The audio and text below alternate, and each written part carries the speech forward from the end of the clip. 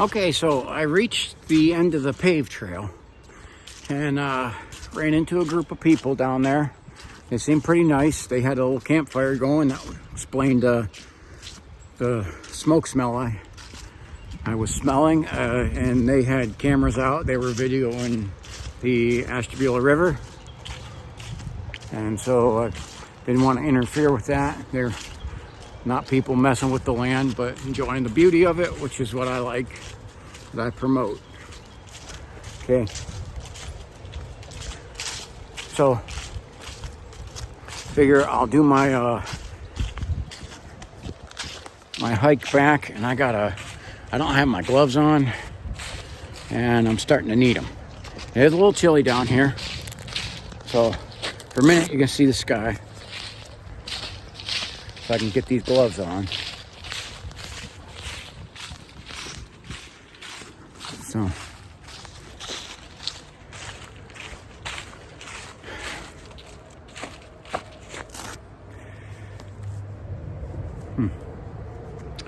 So anyway, as I'm getting my gloves on,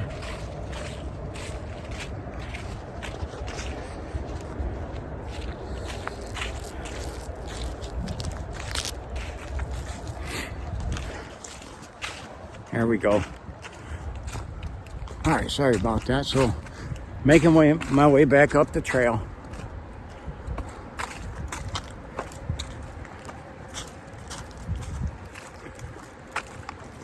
It is, it's like I seen a group of people there.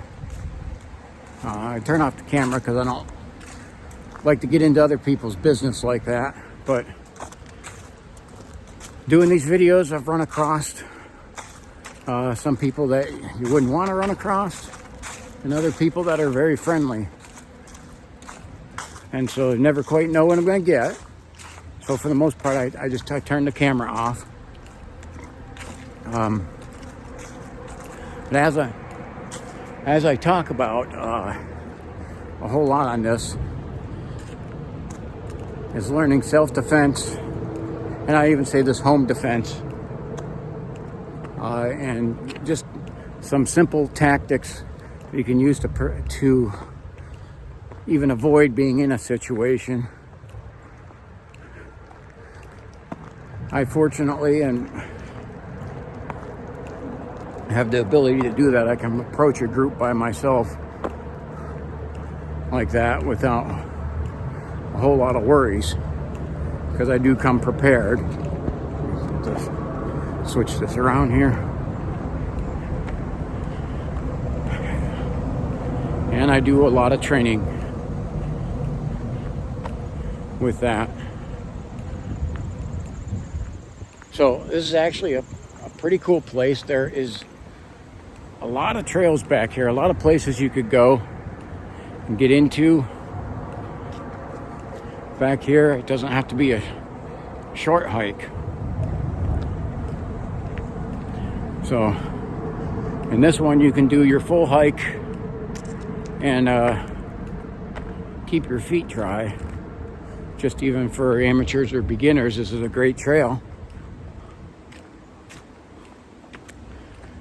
And it's absolutely beautiful scenery. Again, you got to put up with the noise of freeway traffic, but most of the northern parts of Ashtabula County, you're going to constantly have the noises of two things, of either the freeways of I-90, Route 11, and Route 7. Or it's going to be the noise of trains, because you have train tracks running all over the northern part and even some of the southern parts of the county. So freeway or train noises, it's almost anywhere you want to go, you're going to end up dealing with some effect of that. Some of the places I went where I thought we wouldn't have any of that, these river valleys, these these very steep river valleys. All the sound will echo through them. So there's a lot of spots on here, though, in the Ashtabula area, where there's some beautiful woods. It's just a whole lot of, from what my understanding is, there's a large homeless problem here, and the crime here has gotten pretty much out of control. That's Bidenomics for you. And I guess I'll leave it at that. So,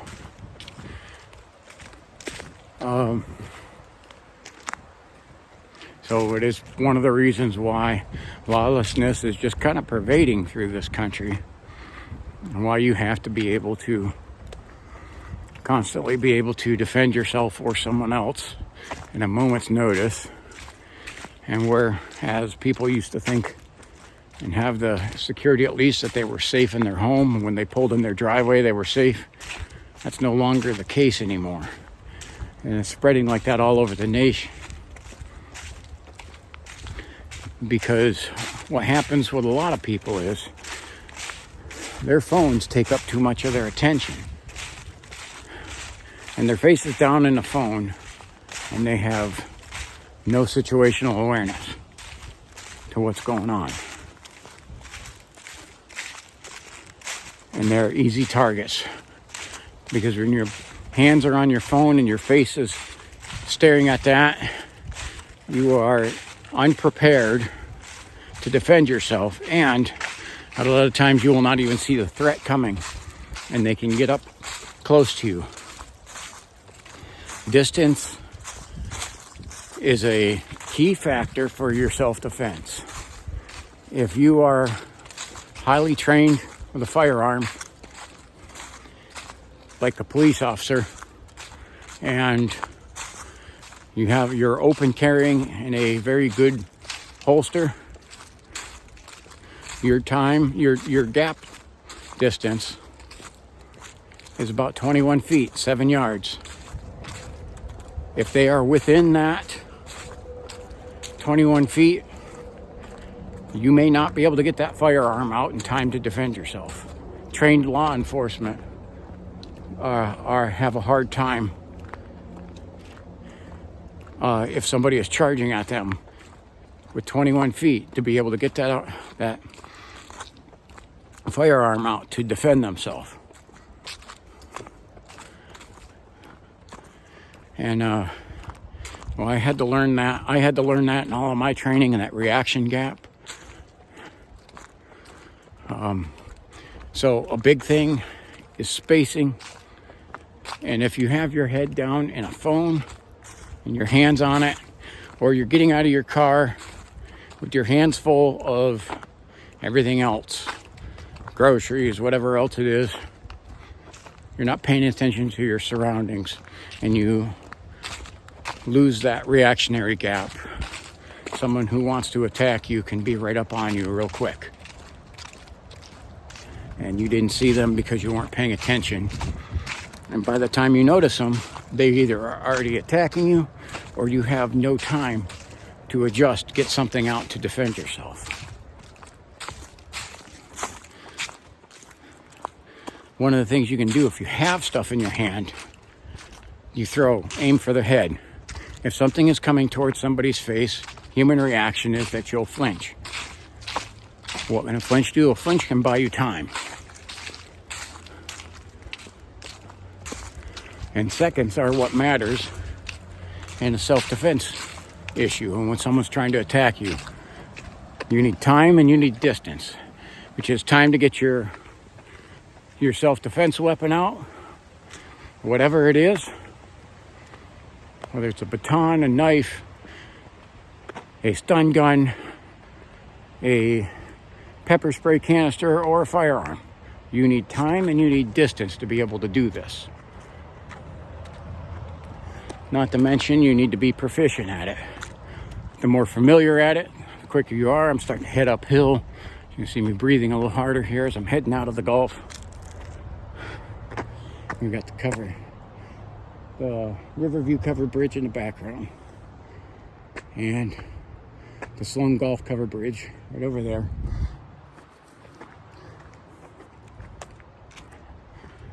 So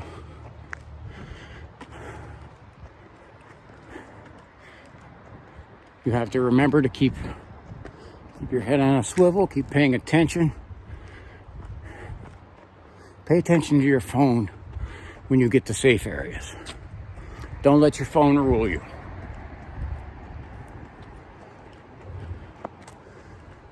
And don't think that pulling out your phone to video is defense. But it really isn't.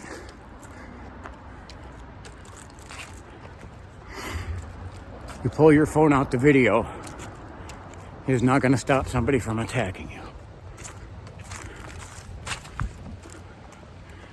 So I'm heading up. This is a pretty steep hill out here. See, this is what I'm heading up. So it's going to get me starting to breathe a little heavy.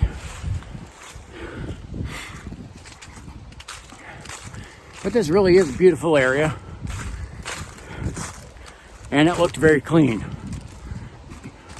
Didn't see much litter. And seen only people down here who are out to enjoy the woods. And it's nice, I mean, especially for beginners, if you're looking for exercise, this area is a really nice place to go get some exercise, keep your feet dry, and be in the woods.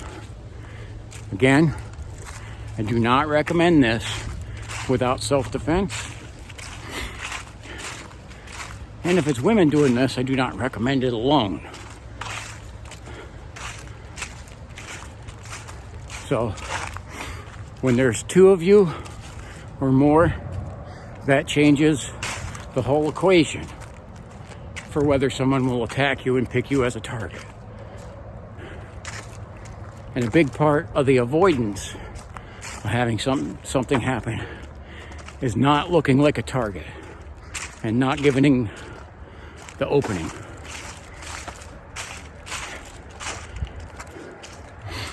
When you have multiple people with you, there's a greater chance of defense against a single individual.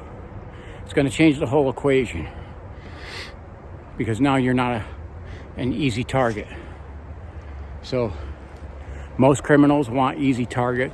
You think of like a predator versus prey, like wolves attacking a herd of animals. Okay, they don't like to go after the herd. There's strength in the herd. Okay, they like going after the one who drifts away and wanders from the protection of the herd. Okay, so you have to remember there's safety in numbers, but that's not the only way. And as we've seen in recent world events, you can be in a crowd of 300 some people and everybody's unarmed and just a couple security officers there that will protect you, and you're going to lose and lose bad. Okay, that's what happened here recently. And these people had no way of defending themselves and had no idea it was coming. They did not realize their surroundings. They didn't pay attention to the danger that is around them, and they thought because they were in a group too that they would be safe. Now more than ever, you see the absolute need for self-defense and letting some of these predators know you're not their prey, you're not their victim, you're not their target. Move along and find someone else. That's the way you deal with them. And again, avoidance is winning. The predator seeing you and seeing too hard of a target to go after, that's a win.